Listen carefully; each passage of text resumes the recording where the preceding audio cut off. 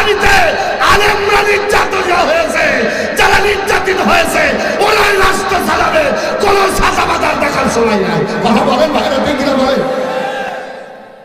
খুব জ্বালাইছে, এখন আর জ্বালানোর কোনো সুযোগ নাই। এখন চলবে কি? একটু জবান খুলে গিয়ার বাড়ান তো। 3 গিয়ার হয়েছে, বলেন 5 গিয়ারে বাড়ান। আল্লাহ আমাদেরকে কবুল করুন। জবান খুলে বলেন আমিন। আমরা তো 17 বছর ভালোভাবে আল্লাহকেও ডাকতে পারি না। কথা বলেন না কেন? মসজিদে তাসবিহ টোকেন সমস্যা নাই, জমিনে যে যদি বলেছেন আল্লাহু আকবার, হয় আপনি রাজাকার আর না হলে ওই দলের।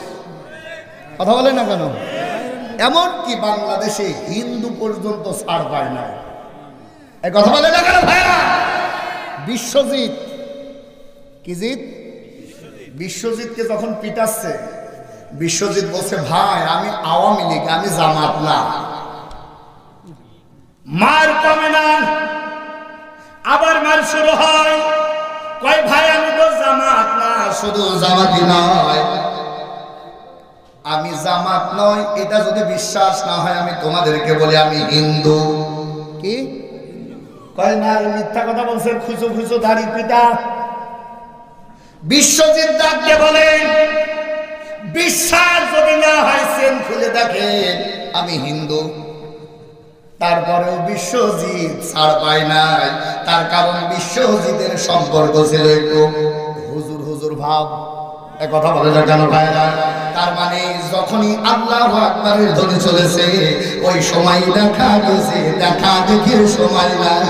ওদেরকে ধরো মারো আর মামলা দিয়ে ফাঁসের কন্ডেন্সে ঢোকাও, ঠিক না? এই 17 বছর পর 5 তারিখে আমাদের সন্তানদের রক্তের বিনিময়ে আমরা দেশ স্বাধীন করেছি। এতে আপনারা খুশি না বেজার? এই ক্রেডিট কার? জোরে জোরে জোরে জোরে ওই আল্লাহ ডাকতে বলে লা ইন শাকারতুম লা আযীদান্নাকুম। কে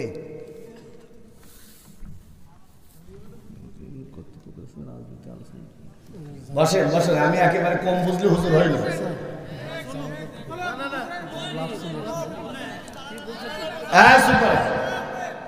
পরের বাড়ি খাই বলে একেবারে মাথা বিক্রি করে নি।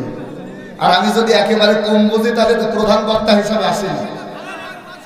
আমি যে কি করব, আমার যদি স্লিপ দেন, আমার স্লিপ দেন বা কোনো শেল্টার দেন, তাহলে আপনি এখানে আসবেন, আমি ওই জায়গায় যাবো।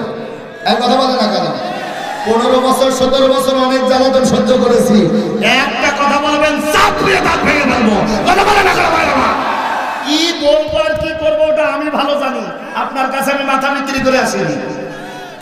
একটা কথা বলবেন না, একটা কথা বলবেন না। এক কথা বলছেন না কেন ভাই? আমি কোরআন আর হাদিসের বাইরে যদি বলি আপনার এখান থেকে জবাব না দিয়ে যাবো না। তবে নির্যাতিত যারা, এদের কথা বলাই লাগবে। কথা বলে না কেন ভাইরা? কি বলা লাগবে ওটা আমি ভালো জানি। আর যদি আপনারা এখানে বিষয় লিখে দিতেন আমি সেই বিষয়ে আলোচনা করতাম। আমি একেবারে ডিম খেয়ে হুজুর না, এই জন্য আমার মটকা গরম করবেন না, যেভাবে আছে ওইভাবে থাকে। পাগলের সাঁকো নড়ানোর কথা মনে করাবেন না, একেবারে চুপ করে থাকবেন, কেউ কোনো কথা বলবেন। আমি যা বলবো শোনা লাগবে, কিন্তু সেটা হবে কোরআন দিয়ে। এক কথা বলে না কেন? ইনশাল্লাহ আপনারা লিখেছেন এখানে হবে তাফসীর। কি হবে বলেন তো? জোরে বলেন।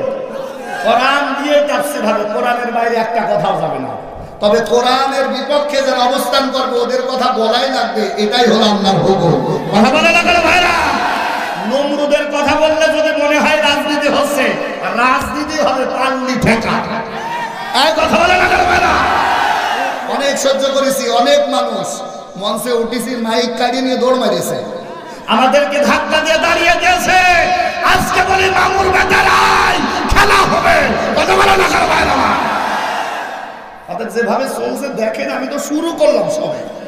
আমি কবরে এসে কি আমি কি রাজনীতি করবো?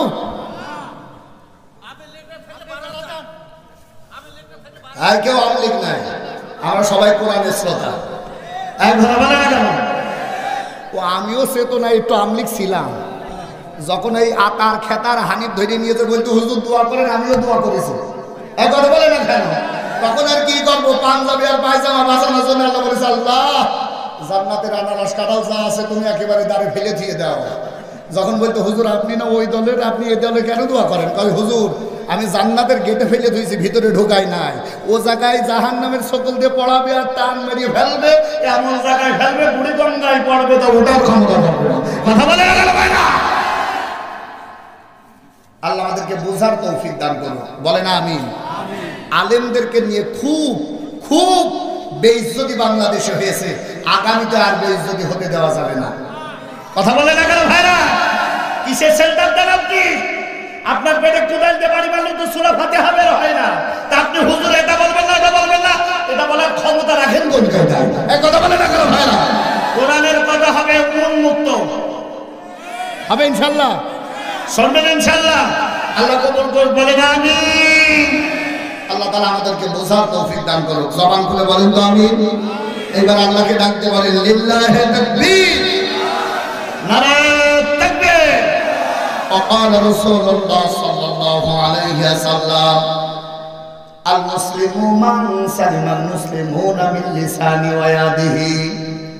رواه الترمذي وقال الله تعالى man is created and Allah himself is the creator. There are many creations but man is the best and greatest. জবানের শক্তি দিয়ে আল্লাহকে ডাকতে বলেন আল্লাহু আকবার। Al-Quran is very important in our life. It enriches and immobilizes of our running life. If we want to listen effects, we have to attain such quality. আর একবার জবানের শক্তি দিয়ে আল্লাহকে ডাকতে বলেন আল্লাহু আকবার।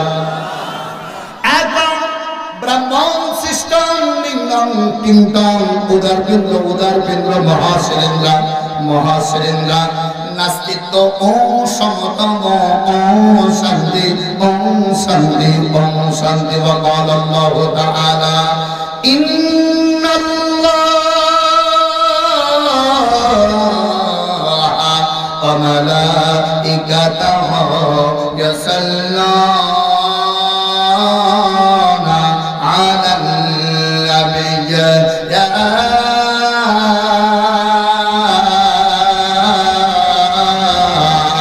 أيها الذين آمنوا صلوا عليه وسلموا تسليما اللهم صل على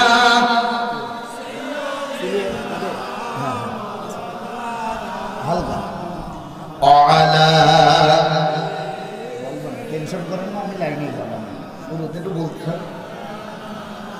আর জোরে আল্লাহুম্মা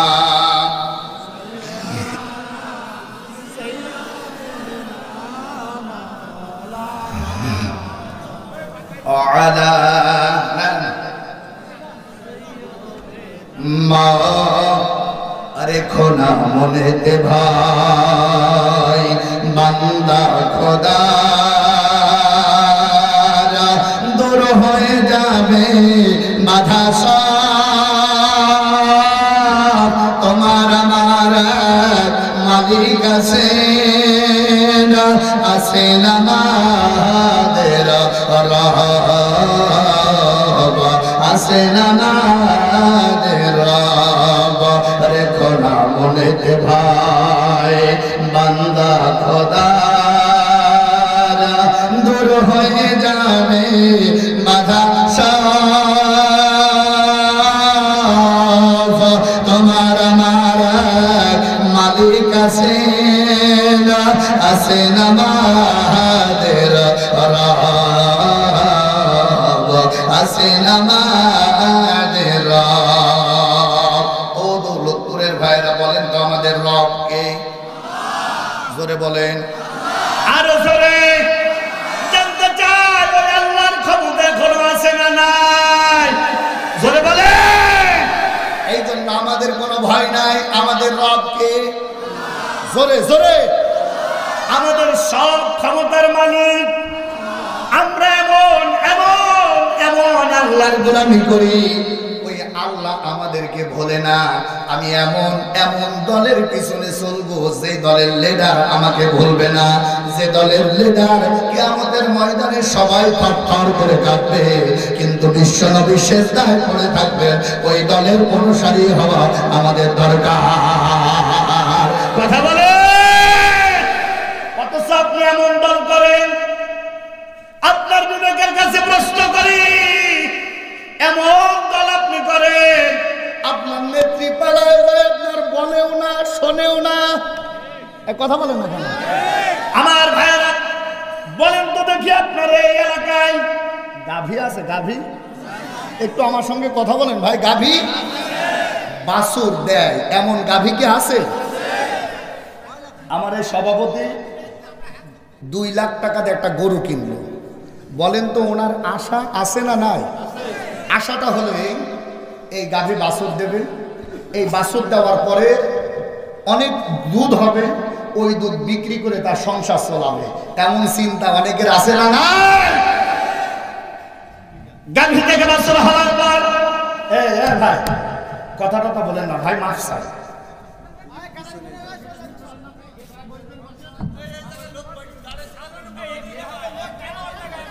মানে আমি বলি কি ভাই শোনেন, আমি অনার্থক কোনো কথা বলবো না, আপনাদের চিন্তা করার দরকার। আপনারা হয় পড়ছেন না, এদিকে আসেন, কোনো দিকে কথা বলেন না। যদি কিছু বলার থাকে আমার কাছে গোপনে বলেন, আমি গোপনে সেরে দেব, কোনো কথা না বলে ভাই আসেন। এমনি রাত বেশি হয়ে গেছে, আমি ধরবো না ছাড়বো বুঝতে পারছি না। আসেন, আর কিছু লাগবে না ভাই, উনি বাড়িতে চা খাবে, সরান সরান। যদি দরকার হয় আমাকে একটু গরম পানি দেন, কারণ আমার ঘাম ঝরছে। আপনার ঘাম ঝরছে না? তাহলে ওনার চা আপাতত দরকার নেই। গাভী কি বাছুর দেয়? বলেন বলেন। আমার ভাইয়েরা গাভী বাছুর দেওয়ার পর আমার কথাগুলো বিবেক দিয়ে চিন্তা করবেন, এরপরে রাজনীতি হয় কিনা দেখবেন, তারপরে কথা বলবেন। আর যদি আপনার বিবেক না থাকে আপনি আমার কাছে আসেন, আপনার ঝুড়ি কোদাল দিয়ে বোঝাবো। গাভী বাছুর দেওয়ার পর লক্ষ্য করেন আমার ভাইয়েরা, আমাদের মালিক যারা 1 খুঁটিতে গাভী আর 1 খুঁটিতে বাছুর সারাটা রাত বেঁধে রাখে, আপনি না ঘুমায়ে। আল্লাহর বান্দারা এক পর্যায়ে দেখবেন গাভী সন্তানের দিকে তাকায় আর সন্তান মার দিকে তাকায়, সারাটা রাত বাছুরও ঘুমায় না, গাভীও ঘুমায় না। কথা বলেন না কেন? গাভী চিন্তা করে কখন আমার বাছুরের কাছে যাব, বাছুর চিন্তা করে কখন আমার মায়ের কাছে যাব। আল্লাহর বান্দারা বলেন তো দেখি, গরুতে গরুতে টান আছে না নাই? অথচ আমার ভাইরা আমরা এমন গাভীর পিছনে ছুটি যে গাভী পালানোর সময় বাছুরের খোঁজ রাখে না। কথা বলে না কেন ভাইরা? কি জাতি গাভী আমরা পুষেছিলাম 17 বছর, এখন আপনি বলেন ওর গাভী কথা বলা যাবে না? আল্লাহর বান্দারা, ও হলো এই পৃথিবীর মঞ্চে যতগুলো জালেম আছে তার ভিতরে অন্যতম জালেম হলো আমাদের এই মাল। আর এর নামে কথা বলবো না, আর কি করার জায়গা পাও না। ইনি হলো সেই জিনিস, হাজার হাজার আলেমদের রক্ত বাংলার জমিনে জিনিস হারাইছে। কথা বলে না কেন ভাইরা? আর আমি আলেম হয়ে আলেমের পক্ষে কথা বলবো না, আমি কি একেবারে পরের বাড়ি খাওয়ার হুজুর? কথা বলে না কেন ভাইরা? এই জন্য বলি, যতক্ষণ আলোচনা হবে ততক্ষণ জালিমের বিপক্ষে হবে আর আলেমদের পক্ষে হবে। কথা বলেন ঠিক কিনা? আল্লাহ যেন কবুল করে, জবান খুলে বলেন আমিন। একটু জিকির করে লা ইলাহা, জোরে জোরে, ইল্লাল্লাহ, লা ইলাহা, একসাথে লা। আমি যদি কখনো ওহুদে যাই, বলবো ওহুদে দেখে বলে দাও তাই, বলে দাও তাই আজ আমাকে নবীজির খুন ঝরনা কথায়, বলে দাও তাই আজ আমাকে নিজের দাঁত হারানো কোথায় লা ইলাহা আরো জোরে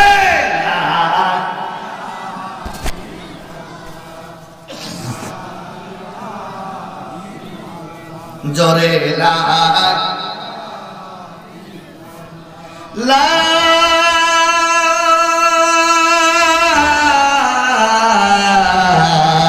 ইলাহা ইল্লাল্লাহু মুহাম্মাদুর রাসূলুল্লাহ সাল্লাল্লাহু একটু জবান খুলে আল্লাহকে ডাক দিয়ে বলেন লিল্লাহি তাকবীর নারায়ে তাকবীর আল কোরআনের আলো আল হাদিসের আলো লিল্লাহি তাকবীর। আমি রংপুর গিয়েছিলাম, আমার এক বন্ধু হলো ইমাম, ওর ঘরের কাছে লেখা পোল্ট্রি দিয়ে লজ্জা দেবেন না। সুবহানাল্লাহ বলবেন না? আমার সে দোস্ত এ আবার কি, তোমার কি গিয়ার বাড়ি গেছে নাকি? বসে দোস্ত আমি পোল্ট্রি খাই না, সাদা পোল্ট্রি দিলে আমি ফেলে দিতে হয়, এই জন্য বাটির কর্নারে লিখে দিয়েছি পোল্ট্রি দিয়ে লজ্জা দেবেন না। তার মানে হুজুর এখন আর পোল্ট্রি খায় না। এখন কেন খাবে পোল্ট্রি? দেখেন আল্লাহ ডাকতে বলেন ইয়া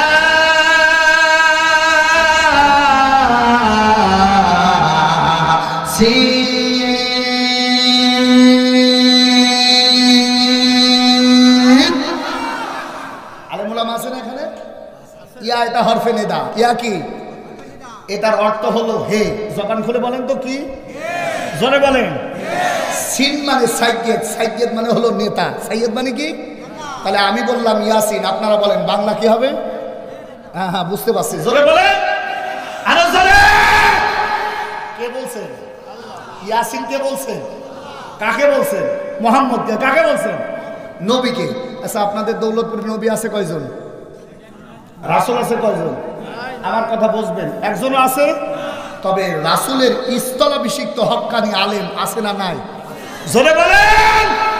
আল উলামা ওয়ারাসাতুল আমবিয়া।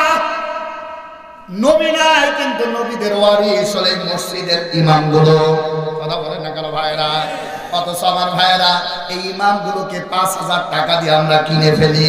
আল্লাহর গোলামেরা একান্ত আপন করে না, শোনে না। আমার আল্লাহর ভাষায় ইয়াসিন মানে হে নেতা, বাংলার জমিনে নেতা হবে তারা আলেম যারা। কথা বলে না কেন ভাইরা? নেতা কারা? বলেন বলেন। সাইয়্যিদিনা মানে আমার নেতা। তাহলে ইয়াসিন মানে ও টুপিওয়ালারা, ও বলেন বলেন বলেন, ও টুপিওয়ালারা। তা টুপিওয়ালা আমরা, অতএব আল্লাহর ভাষ্য অনুযায়ী বাংলাদেশে রাজনীতি করবে টুপিওয়ালারা। কথা ঠিক আছে? আসতে গেল জোরে বলেন জোরে বলেন জোরে বলেন। আগামীতে চিন্তা করে না, বাংলার জমিন কোরআনের জমিন, বাংলার জমিন ইসলামের জমিন। আগামী নির্বাচনে আলেমরাই ক্ষমতা আসবে, কোন ছাতাবাতার জায়গা বাংলার জমিনে হবে না, হবে না, হবে না, হবে না। ঠিক কিনা জোরে বলেন। তবে হ্যাঁ, আলেম কারা? আপনি কি মনে করছেন ঘুরি আড়াই হাতে দিয়ে দুদিকে বেড়াবেন ওরা আলেম? আলেম হলো তারা, কোরআনের তাফসীরে আছে, ইনশাআল্লাহ যাব। আলেম হলো তারা জ্ঞান অনুযায়ী জনগণের হক ফাঁকি না দিয়ে নিজের ব্যক্তিগত এবং জনগণের হক আদায় করে যারা। এই কথা বলেন না কেন ভাই? জোরে বলেন। আমি যদি টুপি মাথায় দিয়ে সুদ খাই হালাল? জোরে বলেন জোরে বলেন।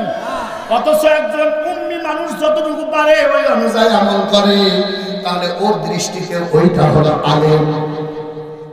তবে আপনাদেরকে বলি, আপনি যেই দলই করেন না কেন, দলের ইন্ডিকেট করা আমার উদ্দেশ্য না। আল্লাহর কসম করে বলি, কোরআন নামক বস্তু যদি কলিজায় থাকে, আগামীতে বাংলাদেশের রাজনীতি আপনারা করতে পারবেন। আর কোরআন যদি না থাকে, বাংলাদেশের কোনো মানুষ আর কোরআনের বাইরে যেতে চায় না। কথা জোরে বলেন, ঠিক কি জোরে বলেন। তার কারণ কোরআন এমন একটা বিষয়, এমন একটা বস্তু যাকে মানুষে রূপান্তর করে। সুবহানাল্লাহ বলবেন না ভাইরা? এই জন্য দোয়া করি, আগামীতে আমরা চাই কোরআন কি চাই? জোরে বলেন জোরে বলেন। আল্লাহর কাছে দোয়া করি আপনাদের এই ইমামগুলোকে যোগ্যতা সম্পন্ন করে দেওয়ার তৌফিক আমার আল্লাহ দান করে দিক। জবান করে বলেন আমিন। আমার পূর্বে আলোচনা করেছেন আপনাদের এই এলাকার সন্তান আলহাজ হযরত মাওলানা মুফতি আব্দুল হান্নান হুজুর। এই এলাকার সবাই তারা চেনে নাকি বলেন? কলিজা ভরে দোয়া করে, আমাদের নাতি বলে ডাকে, খুব ভালোবাসে। কলিজা ভরে দোয়া করি আল্লাহ তাআলা এই মুরব্বী মানুষটার কলিজার ভিতরে আল্লাহ তুমি ইলমি যোগ্যতা আরো বাড়ায় দাও। জবান খুলে বলেন আমিন। রাত এখন 11টা বাজে মনে হয়, নাকি 11টা, 11:30। আমি ধরবো না ছাড়বো বুঝতে পারছি না, তবে 12টা পর্যন্ত থাকতে হবে। পারবেন? 12টা পর্যন্ত কারা কারা থাকবেন? 2 হাত বলেন তো। আলহামদুলিল্লাহ, লিল্লাহি তাকবীর। আমি 9টার দিকে উঠতে পারলে একটু ভালো হতো, আলোচনা করে একটু ভালো লাগতো। 12টার পরে যাওয়াও ঠিক হবে না। আল্লাহর কাছে দোয়া করি রব্বুল আলামিন আজকের এই জনসমুদ্রকে আল্লাহ তুমি তোমার জান্নাতি মানুষ হিসাবে গুলোকে কবুল করে নাও। জবান খুলে বলেন আমিন। আমি একটা পরিচয় আপনাদেরকে দিয়ে যাই, যদিও এই পরিচয়টা আমি জানতাম না, আসার পরে জানলাম। বলবো বলবো বলবো বলবো আপনাদের এই হান্নান হুজুরের বাড়ি কোনে? তার মানে এখানে ওই লক্ষ্মীপুর তো আমি মাহফিল করে দিলাম, 2 দিন ব্যাপী ছিল শেষের দিকে। হ্যাঁ, আর আমার দাদার বাপের বাড়ি বলে এটা লালনগর। আমার দাদার, তাহলে ও হুজুরের চাইতে আমি আপন বেশি না কম? বলেন বলেন বলেন। আমি অত চিনি না বাজান, আমি চিনি না, তবে শুনলাম যে এই এলাকাতে আমার দাদার বাপের বাড়ি। পরে আমার ওই চাচারা আছে জানি নিয়ে নেন অধিকার, আসলে নিজের বাড়িতে যাওয়ার সময় পাই না। এই 6 মাস তো মনে করেন বাজার করেই খাই না। গরুর গোশ 2000 টাকা কেজি হলে সাথে আমাদের কি কিনবেন আপনারা, খাবো আমরা। এই কথা বলেন না কেন? এ সুযোগ করে দিয়েছে কে?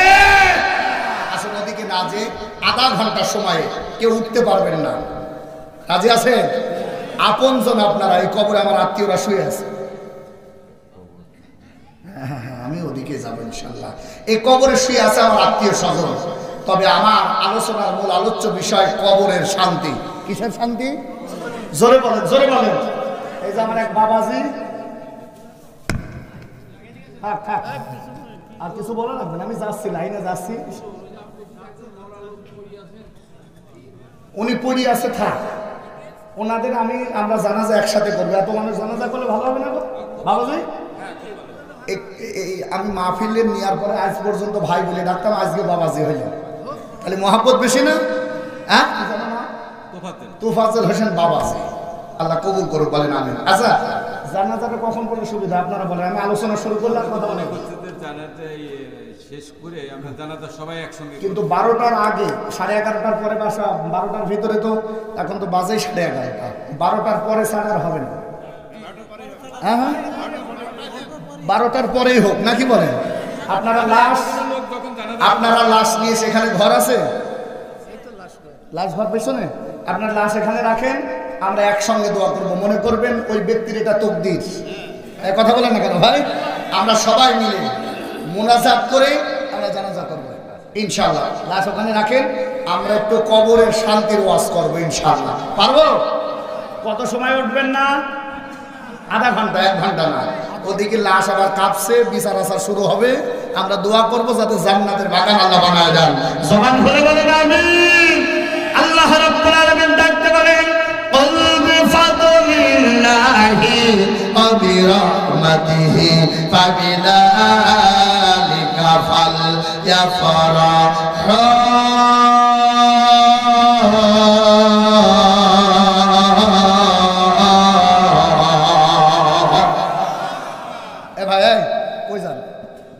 কিসের পিসাব? আধা ঘন্টার সময় উঠা যাবে না। বসো, এই বসেন বসেন। যুবক মানুষ আধা ঘন্টা পিসাব ঠেকাতে পারে না, আমাদের মেয়ে ঠেকাও এখন হয়ে যায়। আধা ঘন্টায় একজন উঠবে না, এবার আমার সামনে দিয়ে যায়। একটা যুবক উঠে দেখেন, এই আধা ঘন্টায় কোনো পিসাব নেই, পায়খানা নেই, যা আছে সব ঝাড়বে রেখে দেয়, একটা উঠা যাবে না। পারবেন? আগামীতে আমরা তোমাদের জামাই বানাবো, এই যুবক যারা আছো জামাই বানাবো। তা আধা ঘন্টা পিসাব ঠিক রাখতে পারবে না তো আমাদের যে মেয়ে থেকে বাকি করে। একজন যদি ওঠে, মনে করবেন ওর কলকাতা হারবার নেই, ইন্ডিয়া হারবার লাগবে। ওঠে কোনটা দেখেন তো, ও শুরুই করলাম না, ওঠা উঠে শুরু দেখেন কোনটা ওঠে, মনে করবেন ওর ভ্যাল পড়ে গেছে। আধা ঘন্টা ঠিক রে। সভাপতি সাহেব, আমি যদি বলি আপনি ধরেন, আমি পিসাব করে আসি, ছুটি দেবেন? তাহলে আমার ছুটি না হলে আপনাদের ছুটি নেই, পারবেন ইনশাল্লাহ? আধা ঘন্টার সময় আল্লাহ কবুল জবান করে বলেন আমিন। আমার ভাইয়ের, আমার বন্ধুরা, কোরআন শুনলে পরে অবশ্যই দুইটা জিনিস দরকার। এক নম্বরে হলো কান আর দুই নম্বরে হলো দিল। দিল আর কান দিয়ে যখন কোরআন শুনবেন আমার আল্লাহ, আপনি যত বড় কট্ট কাফের হন না কেন আমার আল্লাহ আল্লাহর তরফ থেকে রহমত নাজিল করে আপনার কলিজা শীতল করে দিতে পারে কি পারে না? এই দুনিয়ার ভিতরে 6 জন সন্ত্রাসী ছিল। এক নম্বরে হলো কাবিল, দুই নম্বরে হযরত ওমর। আমার ভাইরা এমন বড় সন্ত্রাসী ছিল, নাঙ্গা তরবার নিয়ে মুহাম্মদ রাসূলুল্লাহর কাল্লা দুই খণ্ড করার জন্য রওনা হলেন। প্রতিমধ্যে ডাকতে বললেন, তোমার বোন ফাতিমা ইসলাম ধর্ম গ্রহণ করেছে। আমার ভাইরা হযরত ওমর চলে গেলেন নিজের বোনের বাড়িতে। বাড়ির কর্নারে দণ্ডায়মান হয়ে গেলেন। দণ্ডায়মান হয়ে দেখতেছেন ভিতর থেকে আল্লাহর কোরআন তেলাওয়াত হচ্ছে। আল্লাহর গোলামেরা কট্ট কাফের হযরত ওমর কানটা লাগাই দিলেন। কানটা লাগাই দিয়ে দেখতেছেন ভিতর থেকে আওয়াজ আসছে,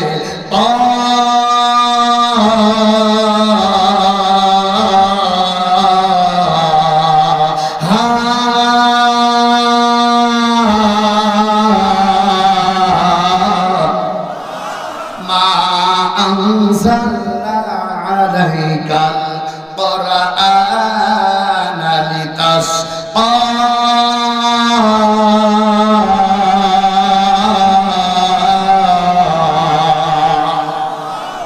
হযরত ওমর চিন্তা করছে, ভিতর থেকে যে আওয়াজ আসে, এই আওয়াজ দুনিয়ার কোন কবির কবিতা নয়, এটা কোন ঠাকুরের লেখনী নয়। কেন যেন মনে হয় এই কিতাবের ভিতরে একটা শক্তি আছে। ওই শক্তি কার? জবান করে বলেন কার? কানটা লাগাই দিলেন, সূরাতুত তাহা তেলাওয়াত হচ্ছে।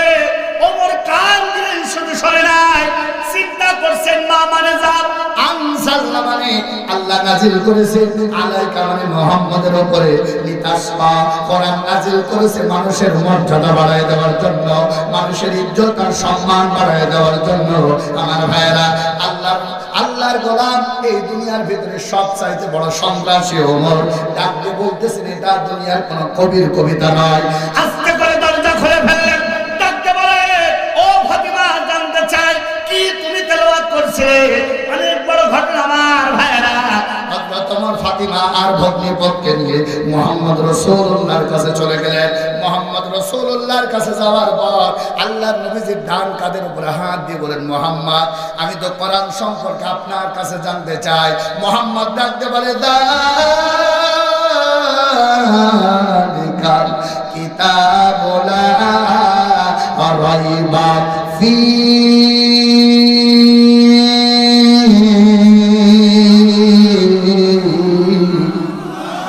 এটা এমন একটা কিতাব যার ভিতরে সন্দেহ নাই।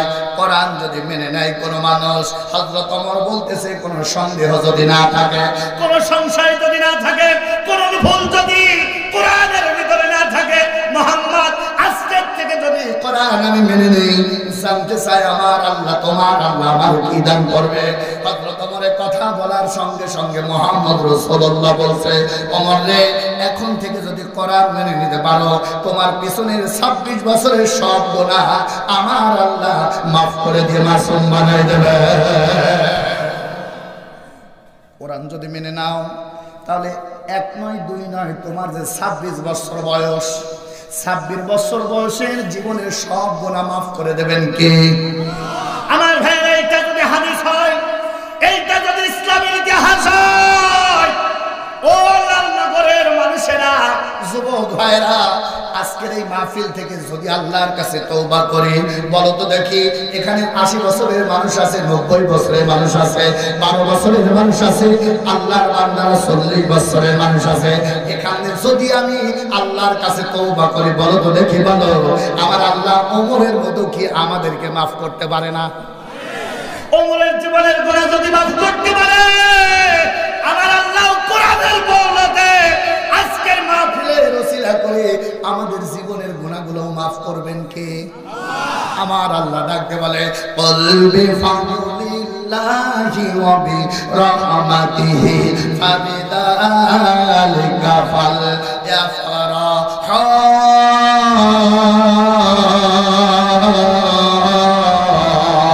হুয়া খায়রুম মিম্মা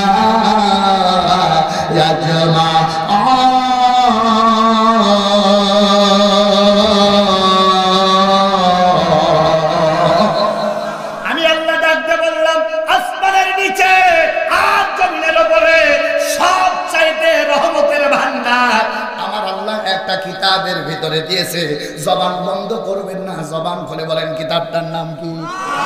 এখন থেকে এই মুহূর্তে আল্লাহর কাছে ওয়াদা করে কোরআনের বাইরে আমরা যাব না। যদি এই নিয়ত করেন কোরআন আমার সামনে, আল্লাহর কসম দিয়ে বলি, মরার সময় তওবা পড়ানো লাগবে না, মরার সময় কালেমা পড়ানো লাগবে না, সঙ্গে সঙ্গে আমার আল্লাহ মালাকুল মউত যখন হাজির হবে আল্লাহ নিজেই কালেমা পড়াবে, আমার আল্লাহ অল্প কবরের জায়গাটুকু জান্নাতের বাগান বানায় দেবে।